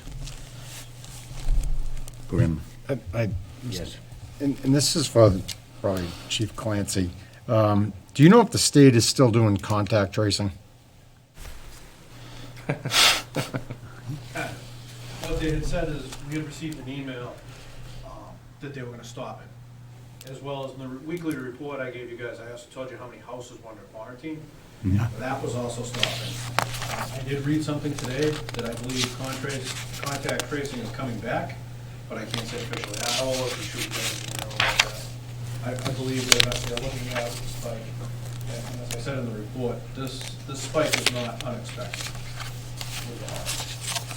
And I would actually, in further report I told you, I would expect we'll see it continue to go up till at least after the first of the year. Okay. Thank you, Chief. Okay, ATA update. yes, so just wanted to update the full board. As I mentioned, I think at the last meeting through the November 23rd catchment point that we had received 93 applications, and the subcommittee, the Assistant Town Administrator Subcommittee looking at that met on Thursday, and we now have set up 8 interviews this week and next with the semifinals. Do we, are all the 8 people are coming? They are. They are, okay. Maybe you can ship those of us who are on the committee some information as to Yes. when, who is coming? Yes. Are they still from 3 to 5 on Correct. Thursday? So 3 to 5 on each of the 4 days, yes. And then what we expect to cut the 8 down to 3 or 4, and then have the selectmen interview them on December 21st. Correct. And I thought that was going to be the only business on that night. We were going to try to avoid that night, but someone might get a Merry Christmas that night. We would interview and vote a person, hopefully, but then subject to reference checks and all other kind of stuff. We'll probably get somebody here in January. But it looks like we're also going to have some business that night. We're going to be opening a special town meeting warrant. But those should be the only 2 things that we do that night. I have a question. Yes. What is the criteria from your subcommittee on who gets to be the finalist? Like, what if, you said 3 or 4? Would you have to have a vote of you 3? Yeah, pretty much, yeah. We discuss it and So come up with the... to be a finalist, you'd need 2 votes? Is that what you're suggesting? Well, I don't know. How has that worked in the past? I know we recently had a couple of years ago, hired a town accountant. You served in the subcommittee with the veterans Yeah, agent. it was Frank, myself. You remember who the third The person? assistant was for the accountant, it was me. Oh, yeah, okay. My memory's not good. Yeah, no. One of these. Well, And, It was what, the didn't majority of we- the committee that chose? I think we did that. It was like a two, you needed the 2 votes to get to be the, Yeah, I think it was 3 because we had, it was me and I think we had another person. I think it was Mary Beth on oh, there yeah, with us, you're too, right, yeah. you're right. So it was- Yeah. yeah, I geez, haven't even thought of that. What, the 3 of us winnowed over 93 applications down to 8 by discussing the people. I would imagine that we can move 8 down to 3 or 4 Yeah. somehow. But it might come to having some system like that. Yeah, I just Like, think it might you be know. helpful because then you have a majority of your subcommittee making the recommendation. I think that would weigh it a little bit. Thanks for your advice. Yeah, We'll like- figure it out. Yeah. We'll figure it out. Like if we were calling for 3, it's 3 in ties, meaning that you guys each voted 3 people had 3 votes, and Yeah. those are the ones that come forward. Yeah. Or you win the one at down if you're out of the pool. You're going to trust us to bring some people? That's how I would, all I'm saying, that's how I would do it. But just, I don't know, it just might make it a little easier for your selection process. Okay, thank you. Justin, will you remember what he said? I think so. Okay, good. Majority rules. Announce the upcoming retirement of building commissioner and discuss the process to fill the position. Yeah, unfortunately, most of the members, if not all the members of this board, know that Bob Curran, our building commissioner, is planning his retirement. He's certainly worked very hard and done a lot of great work for many years for the town. Yeah, a lot of And I know years. I personally will miss his guidance and his great work. I did want to talk a little bit with the board about what the process is. Right now, he's looking at April for his retirement. I've spoken with him a little bit about what, his thoughts and what he thinks, that process might look like. I know I'd certainly like some overlap between him and whomever the new person is, because he is such a wealth of information, and this is a really complex subject, as the board knows. And further, I know the primary reason I want to talk about it with the board is that he is part-time, and I strongly believe with the volume of work there that this position in the next phase should be full-time. But obviously, if it was full-time and this person was brought on in, say, the beginning of April, so there's approximately a month overlap, that budget line would not have sufficient monies. It's something that, if there is a desire to have a full-time, to have a full-time person, I spoke a little bit with Bob too about what the market looks like. It's certainly something that I would like to go out and find out from the Human Resources Association, the Massachusetts Municipal Human Resources Association, and the Federation of Mass Federation of Building Officials, what the market is out there. Bob thinks that to get a well-qualified person, it would require a salary of $90,000 to $105,000. For context, Bob at part-time is significantly less than that. So I wanted to bring that up. I wanted to get a sense, not necessarily tonight, but a sense from the board of, is there a desire, is there a recognition that full-time might be wise to go forward? If there is, it's something we could include at a town meeting, at a special town meeting for an additional appropriation. So this is timely, obviously. If it's, and then further, the other piece of this is his role as the facilities manager. He receives a very modest stipend for doing that work. Again, I think that should be much more than that modest stipend to appropriately address the facilities needs that we as a town have. So, but obviously, I'd like to get some feedback from the board about, Is that something that just I feel, or, is there a feeling that, we want to look now and take this opportunity to look at what these jobs look like and how they're paid? Could we put that discussion on the first meeting in January? And for that meeting, if you could have done some work with the, to find out exactly what the market is, give us some details there. Maybe some justification that we could read ahead of time before the meeting about the need to have it full-time rather than part-time. Maybe give us, in other words, give us some things to think about and talk about before that January meeting. That's timely enough to deal with. Yeah, I mean, I think it would be, if the decision was then that that we would want to go out and have in the town's minds that it would be at a higher rate and it would be full-time, we wouldn't have the sufficient funds in that line to do it. We could certainly pursue a reserve fund transfer later. We could pursue an interfund transfer at the end of the year.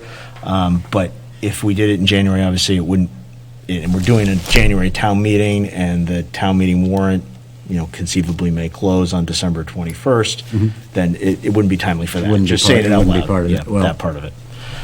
I So, don't know, are you people ready to discuss this right now, to decide this right now, without any further information? I would just like to, I don't know if Lincoln was actually here for this, add a little information. I thought there was some discussion when Bob was leaving that we were going to go a different direction with facilities. Yeah, give it to Todd. Yeah, Todd's in every one of these buildings, and he knows about them. He works on them constantly. It may be good for him to be there where he's always there, and Bob is usually out and about.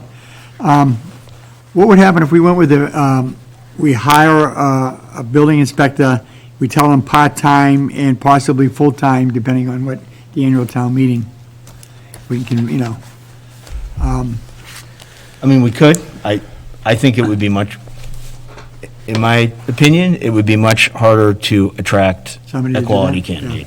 But that's my opinion. I know, I'm grateful that Bob agreed to stay on past his original planned retirement date, which I think was 2020. It gave us a little bit of time to sit with this, but I believe this conversation came up, if not with this board, with the Finance Committee when he began this process of the, 555 retirement Lexington plan a while ago. And at least at the time, there was a thought that the town has enough work for a full-time building inspector and probably should move in this direction. That was the Finance Committee's recommendation? I don't remember which board I sat on at the time that we discussed it, but it was probably the Finance Committee. I know if I was, I'm not ready to make any type of recommendation, but I would like to, I think whoever becomes the next building inspector also needs to have a code enforcement piece, which I think needs definitely some more attention in this town. Now, whether that equates to full-time. Oh, there's a lot of building going on in town. Yeah, I mean, and then I think there's a lot of, the small issues that Bob doesn't have enough time to, fit in there as code stuff, and Right. that when he does, when he is able to do it, we're definitely seeing some changes, and so that's what I would like to see. If we were gonna go a different direction with facilities, is that gonna open up time where we could do some more code enforcement? But Yeah, I feel more comfortable having a full discussion of this in January. And we know what the numbers are. And give us, and if we could have something in writing to look at, a proposal, basically. And a proposal, it would include both what the market is for people like big building inspectors, and also the need for a full-time or part-time. How would we expect the job to look? Does it look the same as it does now, or different? I think we really need something more substantial than just batting this around right now. You all agree? Yep. And then we'll have to let those other chips fall where they may, talk Bob into staying for another 3 months or something. I'll try. We do have someone in the wings, right? Didn't we? And let's not forget Dan's idea about Todd, as far as facilities manager is concerned. I mean, that's something to think about, too. Yeah, I mean, so this is part of this discussion, and I'll do some work on that as well, but All right. I frankly believe, I mean, in my professional opinion, I think we should also have a full-time facilities manager and more than one, and at least one other full-time custodian. And, perhaps and probably that full-time facilities manager would have some custodial duties, but they would also have a lot of duties in doing the preventive maintenance and doing the preventive preparations for life cycles of buildings that we simply don't have the capacity to do right now. So Okay. yeah. Good So- fodder for another meeting. Yep, got it. Discuss the Historical Commission request to use space at Town Hall for a museum. Just wanted to briefly mention this. This request came from the Historical Commission Chair, Marie Layler. The commission, I learned the other day, has taken a vote to request this use. I asked and am happy to work with her and with the commission to get some more specifics on exactly what it is that they're asking for. I think it's an interesting idea personally, but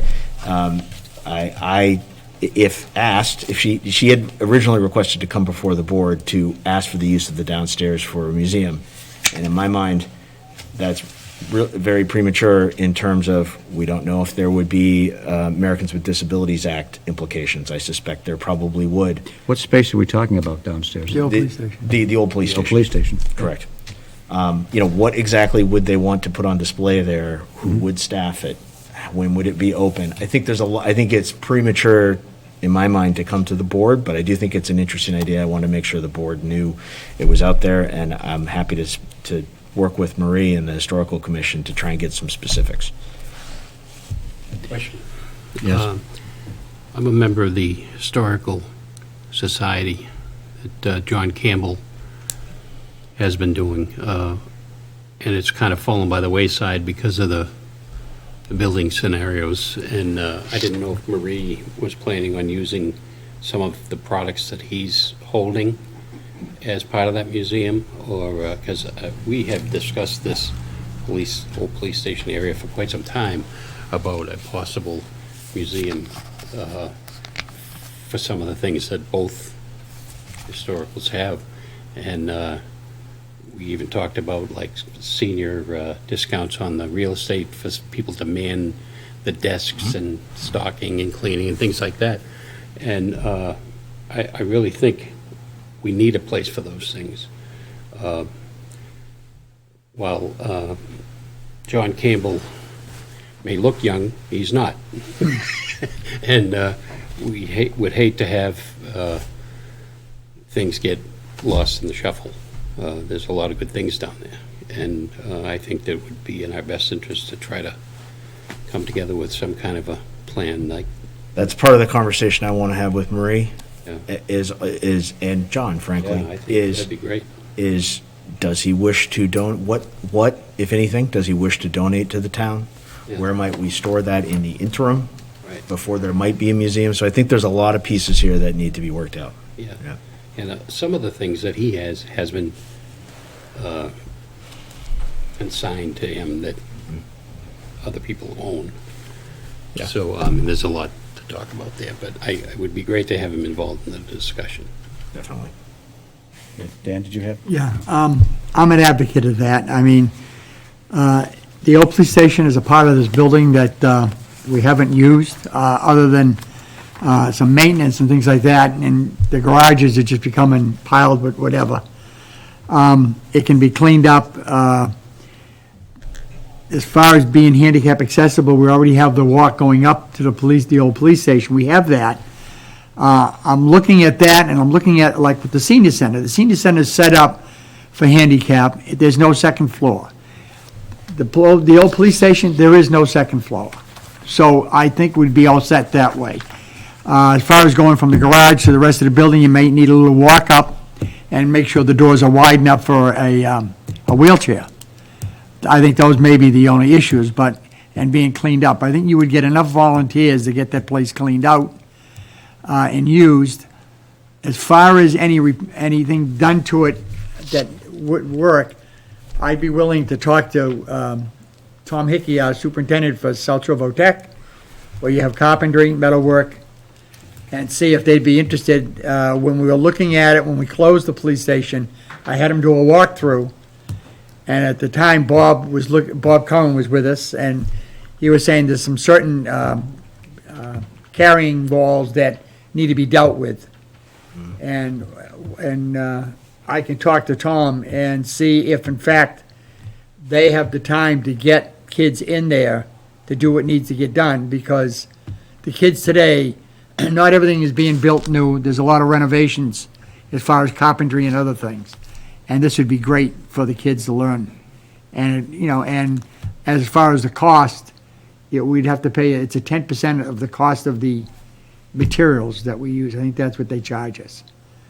So if you were to use $1,000 worth of materials, 10% $1,000, or whatever. So anyways, I think it's a great idea. And I think, like Brian said, you can block that section off to the rest of the building so it can be open on Sundays, Saturdays and Sundays and Fridays, when town hall isn't open.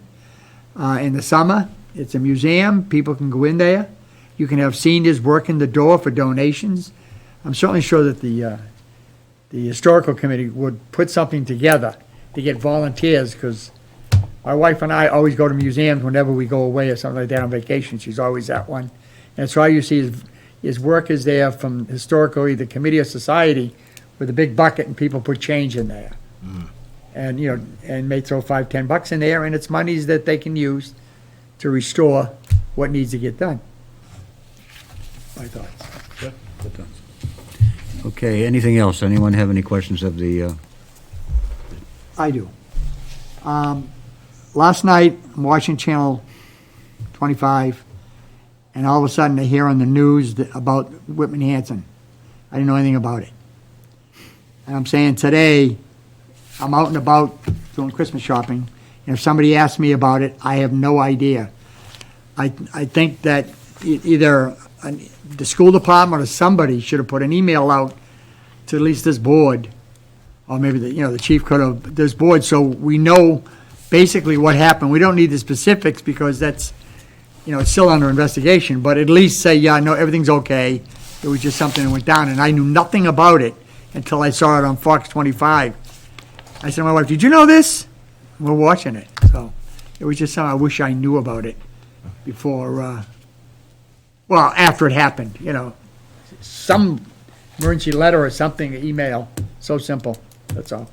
I will say that police chief did reach out to me. Obviously, it's a issue with minors and Right. Kind of sensitive area, but he did inform me that there was an incident and that there would be extra police presence by both towns at the high school. Was a situation that was not that was kind of developing when we got the call, and I think in hindsight it was an incident that it was one of bad decision of some kids that. I mean, it would have been just nice. I think Dan's not talking about what the kid did. I think he's talking about the communication to the board. There wasn't any. You're the student liaison, makes some sense. I heard about it last night, too, from somebody that doesn't live in Whitman. Got a phone call last night. So I texted Chief Hanlon and says, what's the story? I heard there's something going on, what's the story? And he called me back shortly thereafter, and mentioned that he had talked to you, and that he had talked to you. And I said, that's great, but if I bumped into Sunday's Stop and Shop and they said, hey, what's going on at Whitman Hanson? I said, duh, I don't know. Right, yeah. The communication's got to be better. Communication's got to be better. Chief and I had a good talk, and we understand I get a feeling for what was going on and what he had to do. But it would have been nice. We got to, if we're going through all kinds of policies and all of that, part of it is how to communicate with the people that sit at this table. It's just good for us to know some things. Mr. Chairman, I would recall in the past that our previous town administrator would be quick at the trigger to give us that kind of information, so we didn't get caught short-footed. And if somebody came up to us in a public place, we would more than likely have to say no comment anyways, but it would be certainly good to So it's being at handled. least seem like we know what we're talking about. Sometimes things fall through the cracks, so, but I think that more information is better than less, so. Yeah, it's just not fun to watch, to read about stuff that happens in Whitman and in Hanson a day later. Yeah, I found, No, I was watching Channel 7 News, and there it was, and I was like, I was perplexed, but. Okay, so it's not about the event. It's not about how the law enforcement and the school department happened the event. It has to do with communication to this board about things like that. Okay. Am I correct? Yes. Do I understand what you were saying, Dan? Yep. Okay, thanks. We need to go into executive session in accordance with Mass General Law, Chapter 30A, Section 21A, Exception 3, to discuss strategy with respect to collective bargaining or litigation if an open meeting may have a detrimental effect on the bargaining or litigating position of the public body, and the chair so declares. Is there a motion? Motion. Second. Yes. Yes. Yes. Yes. Yes. And we will return in open session only to adjourn.